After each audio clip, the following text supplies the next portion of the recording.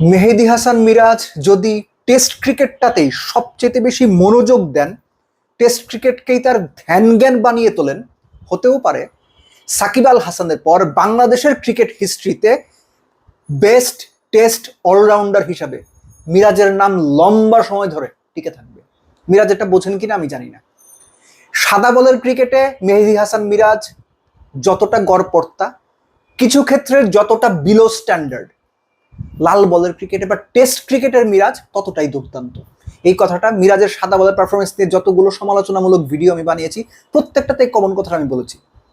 লাল বলের মিরাজের সেই দুর্দান্ত একটা পারফরমেন্স, নাম্বার 7-এ ব্যাট করতে নেমে অস্ট্রেলিয়াতে প্রস্তুতি ম্যাচে অস্ট্রেলিয়া একাদশের বিপক্ষে সেঞ্চুরি, নট আউট সেঞ্চুরি। খেলা দেখিনি, যতটুকু অনুমান করতে পারছি নাম্বারস দেখে, যে জায়গাতে যেভাবে মিরাজ 100টা করেছেন তাকে দুর্দান্ত খুব ভালো ক্রিকেট খেলতে হয়েছে এবং একটা পর্যায়ে গিয়ে হয়তো তাকে ওয়ানডে ধাঁচে ব্যাট করতে হয়েছে। But then again Miraz test ক্রিকেটটাকে কিভাবে মূল্যায়ন করেন আমি জানি না। মাঝখানে একটা ব্যাপার আমার মনে হয়েছে, মিরাজ 3 ফরম্যাটের ক্রিকেটার হতে চেয়েছেন। ওয়ানডে, টি-20তেও একইভাবে ইম্প্যাক্টফুল হতে চেয়েছেন, যেটা করতে গিয়ে মিরাজের টেস্ট ক্রিকেটের পারফরমেন্সটাও ডাউনগ্রেড হচ্ছিল। আবারও আমি মনে করি মিরাজ টেস্ট ক্রিকেটেই যদি সবচেয়ে বেশি ফোকাস করেন তিনি দুর্দান্ত কিছু করতে পারেন। বাকি দুটো তিনি খেলবেন না কিংবা ফোকাস করবেন না সেটা না, কিন্তু টেস্টটি তার মনোযোগের কেন্দ্রবিন্দুতে থাকলে আমার মনে হয় তার ক্যারিয়ারটা সমৃদ্ধ হবে, বাংলাদেশও সুবিধা হবে। অস্ট্রেলিয়ার যে দলটার বিপক্ষে বাংলাদেশ খেলছে প্রস্তুতি ম্যাচ, সেই দলের এক স্পিনার রক্ষোচেলি অফ স্পিনার 6 উইকেট পেয়েছেন। নাম্বারটা দেখে একটু স্তম্ভিত বলবো না, একটু ধাক্কা খেলাম। আবার এটা খুব স্বাভাবিকভাবে নিয়ে নিলাম যে বাংলাদেশের ব্যাটসম্যানরা তো খুব আনকোরা অচেনা বোলারকে উইকেট দেয়। বাট আরিফুল ইসলাম রনি ভাইয়ের একটা লেখা আমি পড়লাম, সেখানে তিনি স্পষ্ট করেই মেনশন করেছেন যে গত 4-5 সিজন ধরে অস্ট্রেলিয়ার ঘরোয়া ক্রিকেটে রক্ষোচেলি দারুণ বল করছেন। So that is fine enough, fair enough তার 6 উইকেট পাওয়ার পেছনে। কিন্তু এখানে খুব টেকনিক্যাল একটা ব্যাপার আছে, সেটা হচ্ছে 6 উইকেট যে পেয়েছেন, বাংলাদেশের ব্যাটারদের যে জুজুটা বিভিন্ন সময়ে ঘাড়ে, কাঁধে, চোখে, নাকে, মুখে, পায়ে, প্যাডে ভর করে, that is off spinner left handed batsman Sadman, Mominul, Soumya, 6 জনের এই 3 জন বাহাতিকে ওই রকম ওই যে অফ স্পিনার আউট করেছেন। তাইজুলকে আউট করেছেন। মুশফিকের আউটটা আমি দূরে সরিয়ে রাখছি, হাসান মাহমুদের উইকেটটা দূরে সরিয়ে রাখছি। খেয়াল করে দেখেন 6 উইকেটের 4টাই বাহাতি ব্যাটসম্যান। টপ অর্ডারের যে 3 জনের প্রথম 2 জনের উইকেট নিয়েছেন, 2 জনই বাহাতি ব্যাটসম্যান। সো এটা একটা প্রপার ইন্ডিকেশন যে এই যে লেফট হ্যান্ডেড ব্যাটসম্যানরা বাংলাদেশের অফ স্পিনারের বিপক্ষে যে স্ট্রাগল করেন সেটার একটা এক্সটেন্ডেড ভার্সন। আমি এই কথাটা বাংলাদেশ যখন দল ঘোষণা করে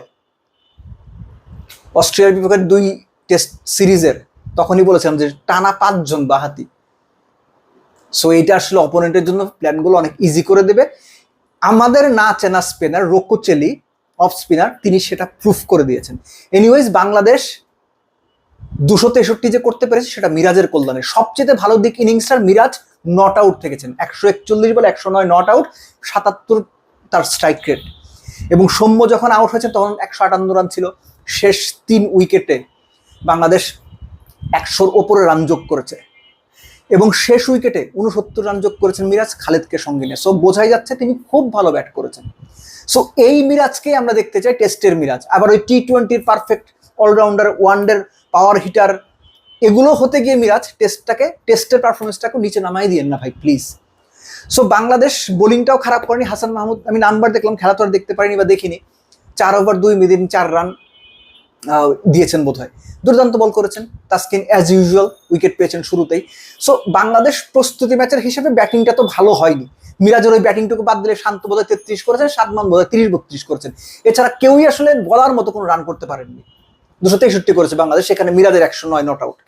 সো ব্যাটিং এর কলাপসটা বা ব্যাটিংটা খারাপ করতে না পারা বা টপ অর্ডার ভালো করতে না পারা, অ্যাজ এক্সপেক্টেড এটা হয়েই আসছে, সব রকম ফরম্যাটেই হয়ে আসছে। সো অস্ট্রেলিয়া 11-এর বিপক্ষে যে সেটা হচ্ছে, অবাক হওয়ার কিছু নাই।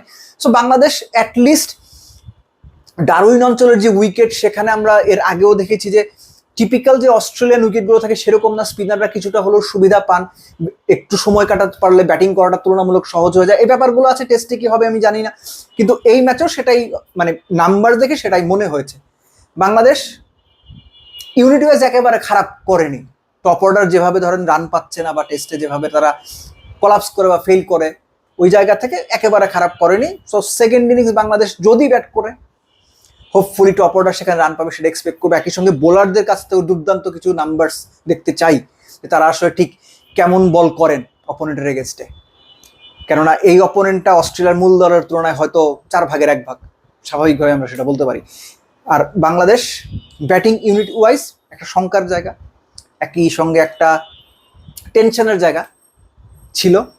এই পার্টিকুলার ইনিংসটা তো সেটাই দেখা গেছে। বাট দেন এগেন মিরাজের ওই 100টা অ্যাবসলুটলি ব্রিলিয়ান্ট। আবারও বলছি, মিরাজ যদি শুধুমাত্র টেস্ট ক্রিকেটে সবচেয়ে বেশি কনসেন্ট্রেট করেন, টি-20 এবং ওয়ানডেটারকে বাদ দিতে বলছি না, টি-20 এবং ওয়ানডেতে যতটুকু কনসেন্ট্রেট করবেন, টেস্টটাকে যদি মূল ক্রিকেট হিসেবে তার ফোকাসের জায়গায় রাখেন, মিরাজ সত্যিকার অর্থেই বাংলাদেশের টপমোস্ট অলরাউন্ডার হিসেবে হয়তো ক্যারিয়ারটা শেষ করতে পারবেন, যে সাকিবের পর টেস্টের অলরাউন্ডার হিসেবে মিরাজের নামই লম্বা সময় উচ্চারণ হবে। যদি সেটা না করেন, 3 ফরম্যাটের জন্য ইকুয়ালি অলরাউন্ডার হতে যান, তাহলে গ্রেট হওয়া তো দূরের কথা, ওই এভারেজ স্ট্যান্ডার্ডের একজন অলরাউন্ডার হিসেবেই হয়তো ক্যারিয়ারটা শেষ করতে হবে।